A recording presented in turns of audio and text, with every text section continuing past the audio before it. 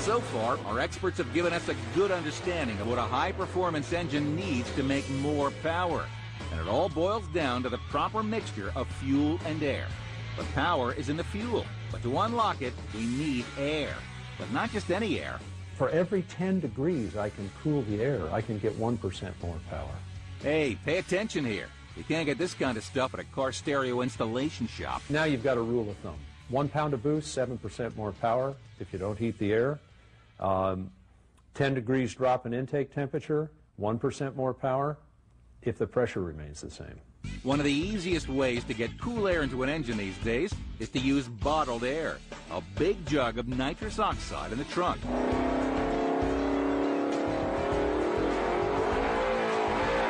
Just like supercharging, with nitrous oxide injection, there's good and there's not so good.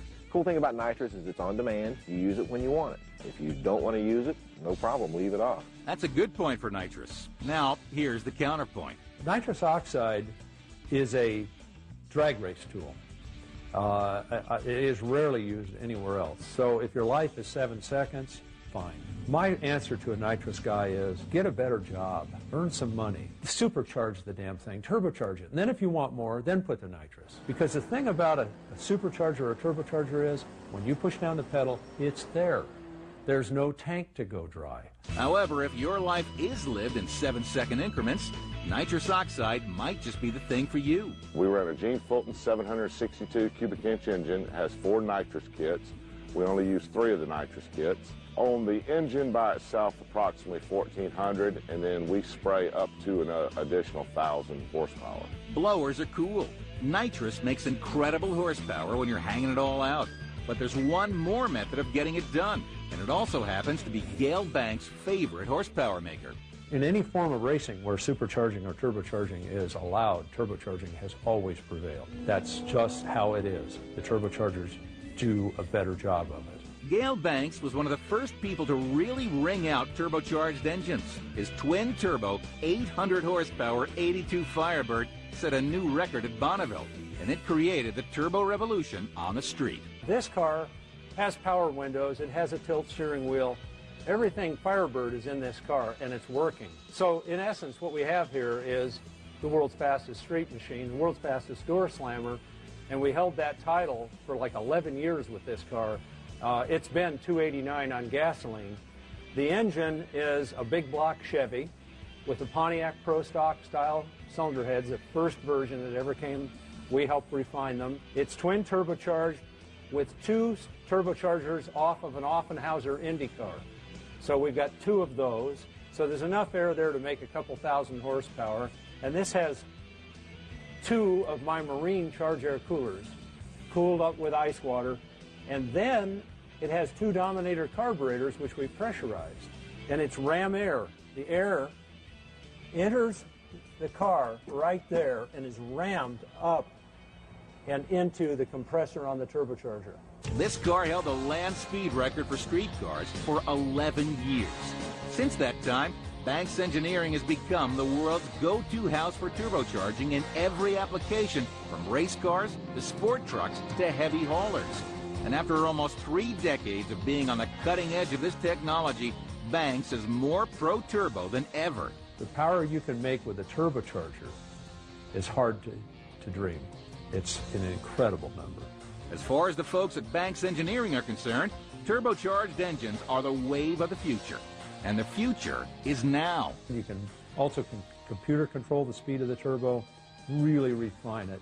And you're going to see more turbos coming back into the American marketplace. Stay with us. This ram air thing is just starting to spool up.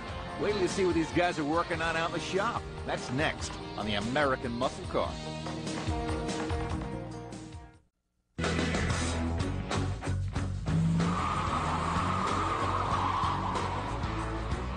Turbocharged American cars are nothing new these days. Over the years, Oldsmobile, Ford, Chevy, Buick, Pontiac, and Dodge have all served up cute little cars with cute little turbocharged engines. Buick's Grand National even earned muscle car status for its power output. And naturally, Gale Banks has been right in the midst of these efforts. We made 437 horsepower out of a 3.8 Buick. This was 1981. And it was twin-turboed with front-mounted turbochargers. If you look at the Buick Grand National, it has a single front-mounted turbocharger. The whole idea of the Grand National was that Banks twin-turbo car. But after working with every kind of forced air induction system, Banks has determined that with any gasoline engine, there's one wall you just can't get over, no matter how much technology you throw at it. The limit to supercharging or turbocharging an engine is either octane or physical strength. Physical strength means when you do this, you make much more pressure in the cylinder. So you're either going to push the cylinder heads off the head gaskets, or you're going to spit the crankshaft in the street, or put windows in the side of the block with the rods. Let's say you haven't found that yet. What is your limit now? Octane, fuel octane. Octane is a rating of the detonation resistance of the fuel. The higher the number, the more you can push it. I, for years, lived with the octane limit of street gasoline. And what I could do on the street was regulated by that octane. For Banks, the answer to the octane problem is simple. Yes, you can intercool. Yes, you can inject water alcohol into the intake stream to help hold down the detonation. But ultimately, there's nothing like a diesel. Today, a large part of Gale Banks' time is occupied by extracting almost obscene amounts of horsepower from diesel engines. Banks believes the future of high performance lies with the diesel engine. With a diesel, there is no octane problem. They virtually run on detonation. In other words, there's no spark plug. Just the heat of compressing the air-fuel mixture ignites it. When it comes then to supercharging, or in this case, turbocharging your diesel, the limit isn't the fuel anymore. We've removed that with diesel. The limit is the physical strength of the engine. Now, for a lot of folks, the word diesel conjures up images of Mack trucks blowing black smoke and burning greasy number 2 furnace oil for fuel. If that's where your head's at, you ain't on the same page with Mr. Banks. The modern diesel, the diesel I advocate for the United States, won't be a heavy slug of iron. It may be all aluminum.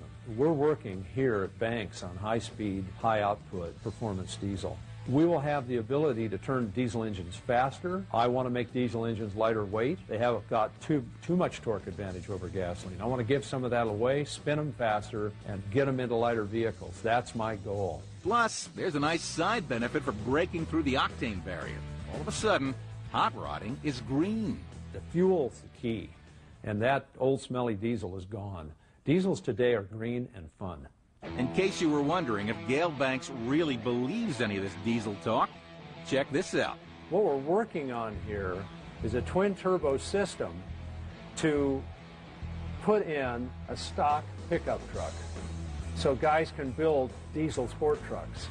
And we're actually going to build a couple of them ourselves. 2 turbochargers on a Duramax 6.6-liter diesel. Here you see the intake manifolds on the diesel. These turbochargers will run the air into a charged air cooler in the front of the truck, and then out of the charged air cooler and into these intake manifolds. Diesel muscle car engines? Could this really be happening? Check out this little monster. And here you see a full road race version of the Duramax. Here you see the twin turbos on top. Here's the 2 air intakes. The air cleaners are underneath here. So you've got cold ram air coming underneath through the grill into the 2 air cleaners that are hanging beneath these pieces. Then the air flows through these into the compressor on the turbocharger. This twin turbo diesel is capable of in excess of 700 horsepower. This truck's around 3,700 pounds. It's heavier than I'd like, and this thing's not sorted out. And the horsepower currently, I've detuned. It's at 550. So we're 150 horse down and we're competitive. We're heavier than they are and we're competitive. Just wait till we get this thing completely dialed. So looking forward to this one. We're going road racing in a truck. That's so wrong. I just love it.